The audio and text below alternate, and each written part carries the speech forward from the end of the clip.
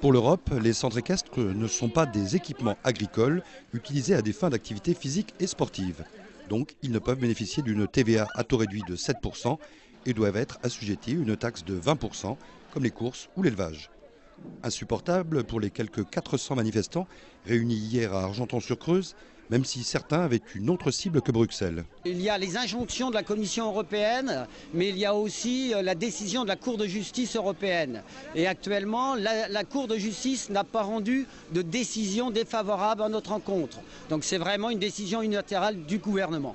Alors on demande vraiment très concrètement à M. Hollande et au gouvernement de revenir sur leur décision, de manière à ce qu'on puisse continuer nos activités en toute quiétude et à partir du 1er janvier de ne pas passer notre TVA à 20% mais la garder à 10%. Une hausse de 14,5% de la TVA engendrerait une rentrée fiscale de 30 millions et pour les professionnels, le calcul est faussé. C'est une erreur monumentale puisqu'il ne s'agit pas de rentrées fiscales qui vont être supplémentaires, mais c'est un retour en arrière. C'est un retour en arrière, c'est la suppression d'établissements aujourd'hui qui ne pourront pas, pour des raisons mécaniques de TVA, qui vont sortir du champ de la TVA et qui feront que demain, on va se retrouver avec des centaines d'emplois. En région centre, c'est 400 emplois supprimés en 2014. Pour les pratiquants venus en nombre, une telle hausse serait bien évidemment lourde de conséquences. Je fais du cheval au centre La Leuf, au centre équestre La Leuf.